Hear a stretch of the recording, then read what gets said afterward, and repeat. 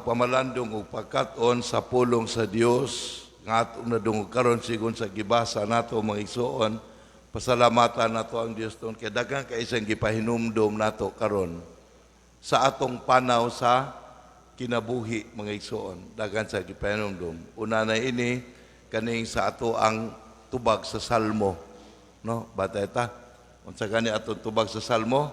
Nana. Sige, go. Kung karon makadungog kamo sa yantingog, ayaw patig-aha ang inyong mga kasing-kasing. Atong usbon, go.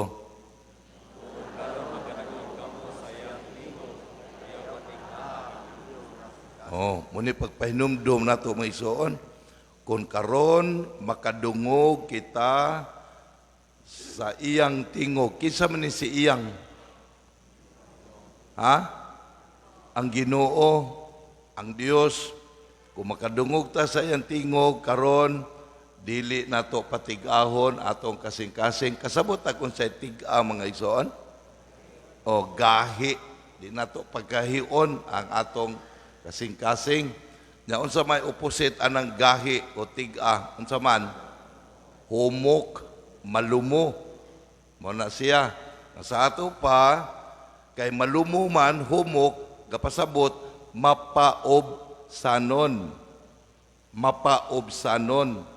So mao na nga kung magmagahi atong kasing-kasing pagkadungog nato sa pulong sa Dios maison, di gyud ta makatuman niini. Di gyud ta mutuo og mudawat niini.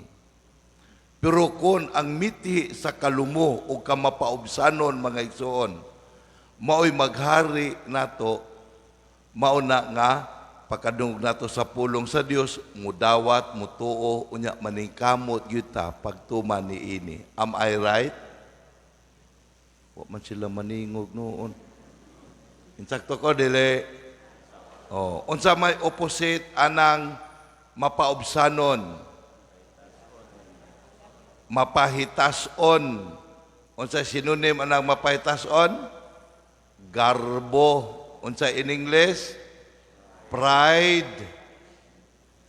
Na kanang garbo mayson kanang pride munay usa sa mga cardinal sin. Sibi usa sa mga sukaranan sa pagpakasala sa tawo mga igsoon.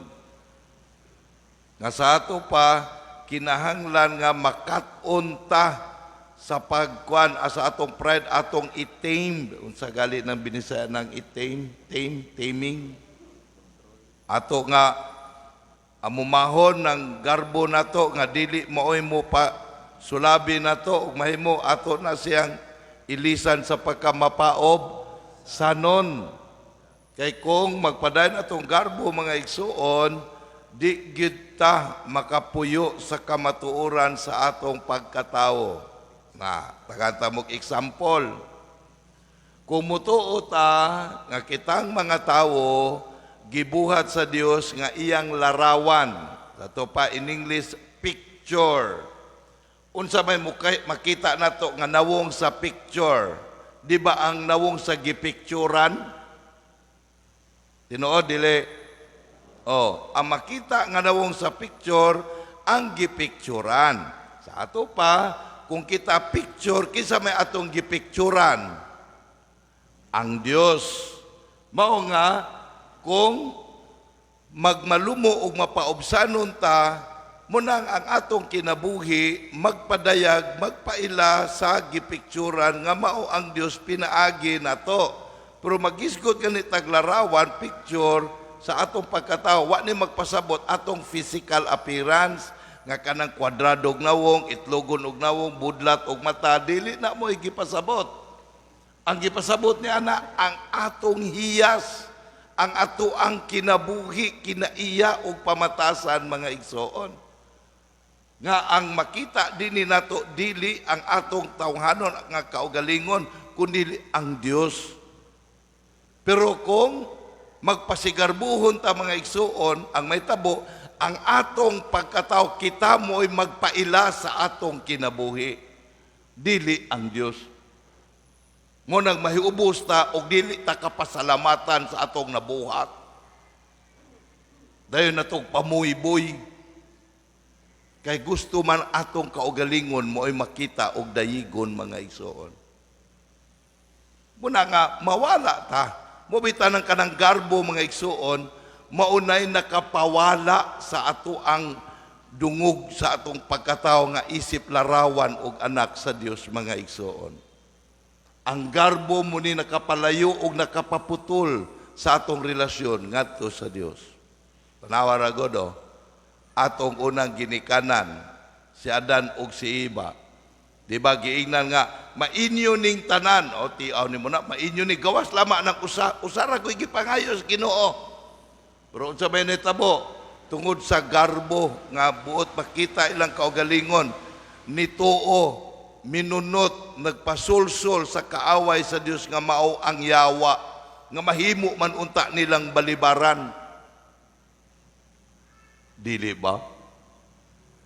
Sumubitan ang mga igsuon, ang atong panaw sa kinabuhi mga binunigan, muni usas gipahinumdum nato nga ato nga kanon atong disiplinahon ang ato kaugalingon sa inon natong garbo mga igsuon. Mubitan ang mga igsuon, dini gipahinumduman ta nga ang ato daing mga kalisdanan, mga kapaitan, mga kasakit, mga pag-antos, mga igsuon, gitugutan ni sa Dios nga mahitabo nato aron nga mulambo ang atong pagkamapaubsanon. Unsay gipasabot nga sa atong mga kalisdanan mukapit ta ngadto sa Dios. Balo mukapit sa Dios kana bang mugunit ta sa Dios. Ato ta musalig niya. Pero unsa may nitabo rong panahon na ato bang gisaligan ang Dios? Nga sa ato ang mga paningkamot, ato mang kaugalingon ray ato ang gitan-aw gisaligan. Munang gipahinumduman ta karon mga igsoon. Nganuman nga niining mga kalisdanan nato nga mo ni atong buhaton kay aron nga musalig ta sa Dios ang tanan mga igsoon. Kaya otherwise kung wala ni mga pagsulay mahimot ang mapasigarbon sa atong kaugalingon. Nya maunta ni ang mahimong produkto nato mga igsoon. Mobita nang sa unang pagbasa nga gikutlo sa basahon ni Propeta Habakuk mga igsoon, ato guning gipamalandungan kay atong hinumduman mga igsoon no, naay gisulti sa kinaadman nga nagkanayon. Abot nakadumdum mo ni ini. Ningon ang kinaadman, walay bag-o ni ining kalibutana, ang tanan ana-ana dinhi. So there is nothing new under the heat of the sun. Kadungog mo anang istorya ha? Oh, mo nagius kinaadman, mo bitan ng nindot na unta na mga igsuon kay ang science mo sirbi unta nining mong kamatuoran na kay tanawar ko ng science o unsa gani ilang makitaan mo ingon deng discovery. Nindot ka ng word discovery, kadungog mo ana naka-discover. Kung makasabot lang unta ta na mga igsoon diha unta mulalom ang atong pagpanabot sa Dios, atong pagtuo og Dios may igsoon. Nganuman ato ragong pamalandungan ng pulong discover. In English man na, no? Kanang pulong discover, dunay duha ka pulong na lambigit ana. Dis ug ang cover. Unsa may binisayag cover? Tabon. Tabon. Sa ato pa naay gitabunan nga wala madayag. Unya gidiscover sa ato pa gikwaan og tabon aron madayag ang tabunan. So pagkanindot kayo ana, di pag makakita na ta nga naay gitabunan karong gikwaan sa tabon aron makita nato so makayot wow kanindot na agud dai ni nagoy creator ani. Pero sa may natabo nato ron tungod sa ato mga discovery nga daghan tang nakatunan. Naglisod naman noon tagtuog salig og Dios, nabali naman noon.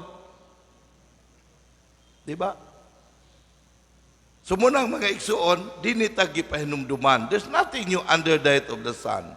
Gabalik-balik ra gyud ni ang tanan in a different expression. Maupunta mga igsuon.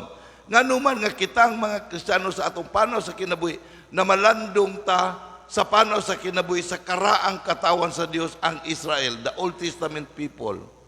Simple ra, kaya ilang panaw sa kinabuhi mga igsoon, maumpad ang atong panaw sa kinabuhi. Nanglitan, atong balikon, no? Sa unang pagbasa ni Propeta Habakuk, kung sa may atong nadunggan, atong balikon, miingon si Propeta Habakuk, O Ginoo, kanus-a pa ba nimo pataling hugi ang pagpakitabang ko kanimo? Mituwaw ako kanimo sa pag-ingon, gidaog-daog ako, apan wala mo ako luwasa, nganong kadaot o kasamok man ang gipakita mo kanako. Mao ni ang lamentation ni Habakuk, the Old Testament people. Di ba mao po ni karong panahon na? Pareho ra gyud. Ginoo, karon sa pamaman nimo luwasan na mong kapobrehon. Ginoo, gidaw-daw ko sa akong silingan, ako mga igsuon, karon sa pamagpunin mo, ano bang magdali bitaw ta mga igsuon? Maura gud gihapon. Nya dinhi gipahinumduman ta unsa may tubag sa Dios ngadto sa kang Habakuk. O isulat ning tanan aron tanan makabasa ni makasabot nga ang tanan gilatid ng daan. Nga aduna gyud katumanan, matuman gyud ang tanan. Ang imong mga gipangayo, giampo, matuman na siya. Pero paghulat lang, mapunta siya. Nagaato magud maison, magdali maguta pirmi. Munang sa ato pagsigig dali, ma-discourage na noon ta sa Dios, nalimot di ay ta, nga mahitabo ra gud na moabot pan sa iyang panahon dili sa ato Mobita nang nais gisulti sa kinaadman mga igsuon nga ang tanan ning kalibutan na gilatid ng daan sa to padunay mga panahon season kadumdomo nga giinatas kinaadman dunay panahon sa pagpananom, panahon sa pag-atiman sa tanom, panahon sa pag-ani kadumdom ana, napoy panahon sa pagpanganak, napoy panahon sa pagpangamatay. Tanan gilatid ng daan. Pero di man ta kasabot ani mga igsuon, labi na karong panahon na, dili ta kasabot aning season nga gilatid na ang tanan di ay. Nganuman, kay nagpaka-Dios ta sa atong kaugalingon, kabisag di pa panahon, ato yung papanahonon. Takata mo example, di ta kasabot ani, di ta kasabot nga panahon sa tigpamungag mangga. Kabisag dili panahon pabungahon gyud nato tungod sa atong kahangol. Di ba? Manang tanawa pod bisag di pa panahon tig panganak kay dili minyo nanganak na. So may nakalahi anak. Di ta kahulat. We cannot learn from this. May mubita na mismo kumukaton tas kalibutan ang dagan sa kalibutan because ang kalibutan tong gipuy-an mayson is the expression pagpadayag sa kinaadman sa Dios. Aron unta pinaagi niini makasabot po tas atong panaw sa kinabuhi. Mobita ng mga igsuon, atong sabton nga ang atong kinabuhi mga igsuon, di biya man kamoy tag-iya. Di ba? Dili kita mo'y magbuluot sa atong kinabuhi. Kita mga beneficiary lamang ta sa kinabuhi nga atong nadawat mga igsuon. Muna nga sa atong panaw sa kinabuhi, mao gyud unta ni ang mahitabo nato nga magpailata sa larawan sa ato ang kinabuhi nga nadawat. Muna gitagaan tag space kay tungod nga nakasulod man ang sala sa atong kinabuhi mga igsuon. So mo bitaw na nga kining panaw sa atong kinabuhi sama sa karaang katawan, tanang karaang katawan sa Old Testament people. Gapanaw sila padulong sa ilang pagpangandoy sa paghari sa Dios. Maghari na ang Diyos sa ilang kinabuhi. That's why ilang giandam ang ilang mga generations, future generations, mga kabataan, gimatuto, giumol, aron sila maandam sa pagdawat sa panahon nga maghari na ang Diyos. Di ba maupod ni ang ato ang panaw pod sa kinabuhi? mga Kristiyanos. Kaya ang pangandoy sa katawan sa Old Testament people, natuman na pag-abot diha ni Kristo. Nga pag-abot ni Kristo mga igsoon, ang katumanan, iyang gibago ang katawan sa Dios, gibago ang kalibutan ug mao kita ang iyang katawan na natukod. Di ba nagpanaw puta padulong sa iyang gisaad nga bag-ong langit ug bag-ong yuta nga diin maghari siya. Maurag yun. That's why ato pong giandam ang atong mga generations. Aron sila pod maandam sa pagdawat sa paghari sa Dios. Mabitan ng gipabunyagan nato. Aron nga, aron mahimong Kristiyanos, mahulma sila sa ilang pag-andam sa pagdawat sa Ginoo. Apan mo ba ni nahitabo ron? Mo ba ni gibuhat nato sa mga binunyagan, giandam ba nato sila? Nga akong balik ko ni example, mas muayaw pa, musuki, kung dili dadon dito sa Robinsons ug Plaza. Pero pangutana dinig, ni ayaw ba, ni suki ba, kay dili dadog simba? Mao ba ni ang gipasabot nato nga mahimong Kristiyanos, pag-andam nato nila nga sila makadawat sa maandam sila sa pagdawat sa paghari sa Ginoong Hesus. Maobitan ng mga igsuon, kaning maong nga panahon tos kinabuhi muni ang kipasabot sa atong kasaulugan sa atong simbahan, ang atong liturhiya. Mabitan na nga human aning panahon na magsugod ta sa panahon sa Adbyento aron pagpahinumdum nato nga atong panahon sa kinabuhi, pagpangandam sa ikaduhang pag-ani sa atong Ginoong Hesus aron nga mahimo tang takos sa pagdawat niya. Muni gipahinumdum nato mga igsoon, aron nga di ta mawala sa pasing. Mao nga aron dili ta mawala sa pasing mga igsoon, niining maong kinabuhi nga nadawat nato. Muna sa ikaduhang pagbasa, gipahinumduman ta ni San Pablo sa iyang sulat nga tukang Timoteo mga igsoon. Kay kining maong nga sulat ni San Pablo nga tukang Timoteo, ato po ning gibasa kay aron magiyahan po ta atong balikon ha unsa may giingon ni Pablo nga to kang Timoteo. Pahinumduman ko ikaw, kinsa man ni si ikaw karong panahon na kita muna yang giingon. Pahinumduman ko ikaw sa paggamit sa gasa nga gihatag sa Dios kanimo sa diyang gipandungan ko ikaw sa akong mga kamot. So kitang tanan nakadawat ta sa gasa. Unsang gasaha man maigsuon? Gasa sa Espiritu sa Dios, gasa sa pagtuo. Nya ato ning gamiton sa ato papuy-an. Nya usa pa yang giingon, kay ang Espiritu nga gihatag sa Dios kanato dili espiritu sa katalaw. Kabalo mo katalaw? Palawan, madlok.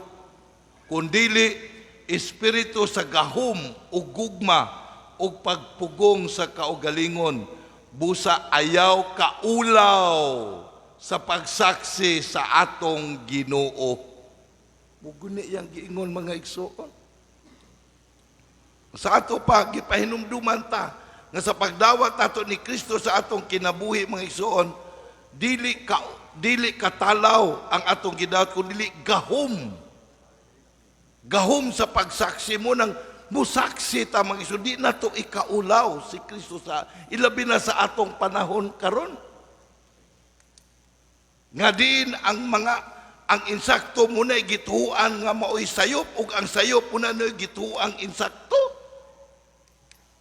Awaran makadungog yuta kaayo mga sakop sa atong simbahan yung unsa gunang pariya magsigig walig ingon ni anak gabagulbol galagot nya kita pong nakasabot kay nagsigig simba wa po ta mo pasabot unsa pagkasabot nila magsige sila bagulbol ato ba silang giingnan nga ngano man kang galagot sa pari sa iyang wali kanang Katoliko ka dili umiyo na Katoliko ano masuko man ka nga pagiya man nato gigiyahan man ta yung mingon po nga di man ko Katoliko. O unsa po'y katarungan ni mong masuko ka nga di man po ka Katoliko para rin po sa mga Katoliko ng giwali niya.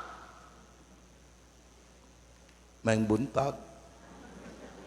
Oh, munang kamo nga sige simba si kadungog.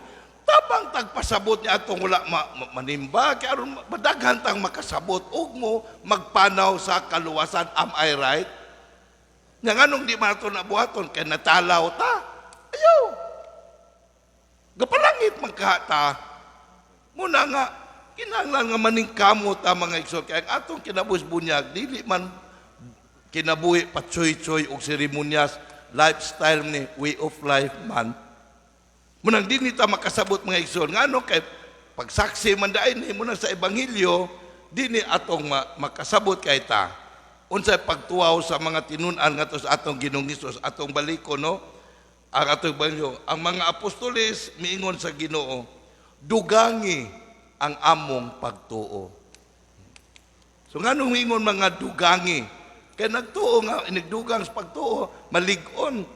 Na, mag-isgit dugangi mga igsuon, gapasabot nga naanay pagtuo. Nya gidugangan lang, unsa may tumong. Aron nga, mudako, malig-on. Pero dini tagi koreksyonan mga igsuon sa atong Ginoong Hesus. Dili isyu sa atong Ginoong Hesus madako ug magamay pagtuo. Ang isyu, duna ba tayo pagtuo? Maunay gipasabot. Mabitan na ningon atong Ginoong Hesus mga tinunan, kung duna kamoy pagtuing og dakog liso sa mustasa. Unsa man ang lisos mustasa mga igsoon? Maunay liso nga pinakagamay nga liso sa tibuok kalibutan. Kagamay kay ana. Pero kung naata na pagtuwa, mahimot ang gamanan. Mo may nagiingon ni Santiago, kadudo mo Santiago, classmate ni San Andres, atong patron, mo na patron sa tanay, siya giingon, pagtuo nga dili inubanan og maayong buhat, pagtuong patay. Dumdumana. Nga sa ato pa, kumiyong kang duna kay pagtuo, pero wala nimo puyi, it is as good as wala kay pagtuo. Kaya ang tinuod nga dunay pagtuo, maningkamot pagkinabuhi sa iyahang gituuhan mga igsoon. Mo nang mga igsoon, dini sa atong panaw sa kinabuhi, sa atong pagpadayon sa atong panaw sa kinabuhi, dili ta muhunong pag-amuma sa gasa sa pagtuong atong nadawat diya sa sakramento sa bunyag, dili ta muhunong sa pagpalambo o pagpalingkamot, pagkinabuhi ninyong pagtuo nato sa Dios ug ngadto sa atong Ginoong Hesus aron nga unta panghinaot nga niining pagtuuha kita atong maangkon ang gisaad nga kinabuhi nga Pinoy-anan nato sa kinabuhing dayon ang langit sa kinabuhing tunay. Amen.